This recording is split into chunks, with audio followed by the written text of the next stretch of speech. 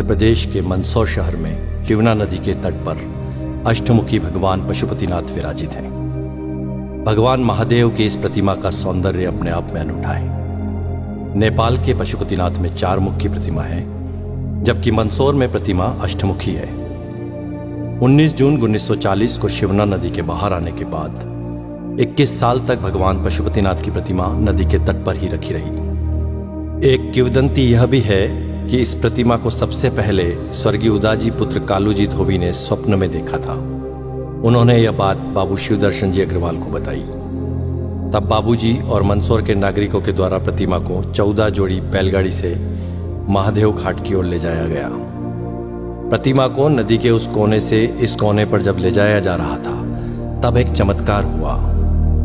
प्रतिमा जैसे नदी से दूर जाना ही नहीं चाह रही थी। जिस जगह आज प्रतिमा स्थापित है, यह वही जगह है जहां से वह हिली ही नहीं। आज उस जगह पर भगवान पशुपतिनाथ का विशालकाय मंदिर स्थापित है। उसके पश्चात 21 वर्षों तक बाबूजी ने प्रतिमा का संरक्षण व सेवा की। बाद में चैतन्य आश्रम के स्वामी प्रत्यक्षानंद महाराज ने 23 नवंबर 1961 को इसकी प्राण प्रतिष्ठा की। 27 नवंबर को मूर्ति का नामकरण पशुपतिनाथ कर दिया गया। उसके बाद भव्य मंदिर का निर्माण शुरू हुआ। प्रतिमा का इतिहास। माना जाता है कि प्रतिमा का निर्माण विक्रम संवत 575 ईस्वी में सम्राट यशोधर्मन की हुणों पर विजय के आसपास का है।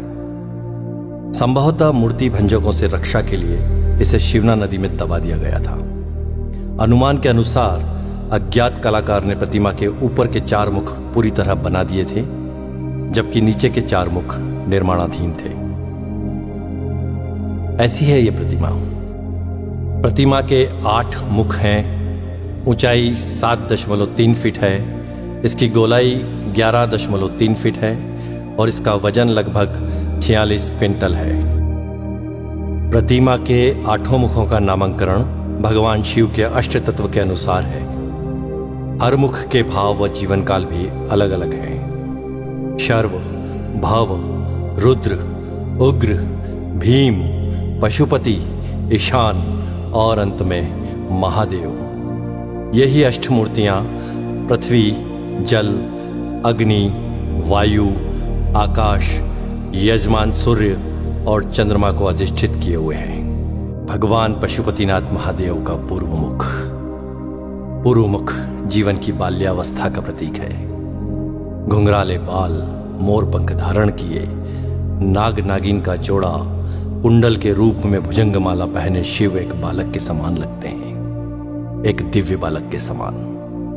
पूर्वामुखी यह मुख पूर्णतः शांत एवं आत्माराम सा लगता है। ऐसा प्रतीत होता है मानो भगवान शिव योगेश्वर के रूप में ब्रह्मा में लीन होकर समाधि अवस्था में संपूर्ण विश्व को स्वयं में देख रहे हो। शांत मुद्रा में ध्यानस्थ भगवान शिव के सिर पर जटाओं की ग्रंथि मालाएं हैं।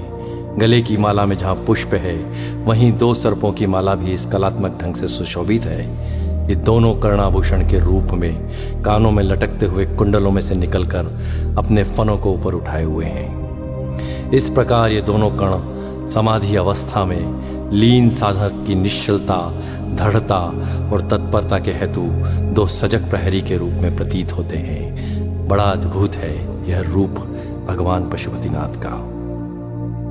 भगवान पशुपतिनाथ का दक्षिण मुख। दक्षिण मुख जीवन की किशोर अवस्था का प्रतीक है। साथ ही यह श्रृंगार रस की मुद्रा में है। दक्षिण मुख सर्वाधिक सुंदर एवं अति रमणीय है। इस मुखमंडल का श्रृंगार जिस कलात्मक श्रेणी से किया गया है, उससे ऐसा प्रतीत होता है कि श्रृंगार रस के समस्त तत्व सजीव एवं साकार हो उठे हों। अनुपम केश कलाकृति से युक्त मुकुट के मध्य में सुहाना नाग शिशु है, जो कलंगी तुर्रा जैसा है, एवं एक और चंद्र रेखा। यह सामंजस्य मुख की अलौकिक सुंदरता में अभिवृद्धि कर रहा है। गले में लघु सर्पद्वय की माला एवं रुद्राक्ष की माला है। कानों में कमनी कुंडल हैं, नेत्रों में रस भरी मादकता है तथा मुख मुद्रा में मंद मंद मुस्कान है। ऐसा लगता है मानो कुमार संभववर अपनी विवाह यात्रा पर चलते समय अपनी श्रृंगार लक्ष्मी की आत्ममोहिनी छवि को स्वयं में वो मुग्ध होकर रसमय हो रहे हैं। ऐसा है भगवान पशुपतिनाथ का दक्षिण मुख। भगवान पशुपतिनाथ का पश्चिम मुख जीवन की प्रौढ़ावस्था को दर्शित करता है। यह मुख महादेव जी का रौद्र रूप भी है। अधरोष्टम नेत्र खुले हैं, मुख वक्र है, पोहें चढ़ी हैं, जटाजूट का अभाव है। सर्पों के साथ केश ग्रंथित हैं, गले में कनेर व आंकड़े के पुष्प की माला है। तप में बाधा डालने वाले कामदेव पर महादेव को इतना क्रोध है कि उनको यहां देख पाना भी कठिन है। तृतीय नेत्र खुला है जिसमें से आंख की लपटें निकल रही हैं। अंगारे के समान धधकते तृतीय नेत्र का तप मुखमंडल पर छाया हुआ है।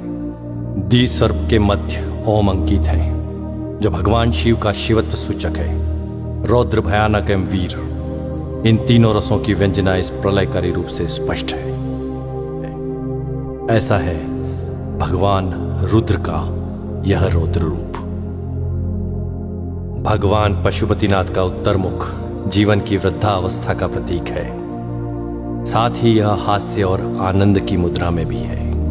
कपोल फूल है, जटाजूट प्रसाधन दर्शनीय है, गले में छोटे व बड़े मणियों की माला है। विशाल जटाजूट स्वतः ही श्रृंगार रूप में है। कर्ण कुंडल में सर्प झूल रहे हैं, अटखेलियां कर रहे हैं। मुख का वर्णन भी हास्य के अनुरूप ही है। हास्य मुद्रावश तृतीय नेत्र का आकार संकुचित है जो इस शोभा में वृद्धि कर रहा है। यहां उज्ज्वल धारियों ने शिवगंगा की धारा से श्रृंगारित किया हुआ है। ऐसा है भगवान महादेव का उत्तर मुख।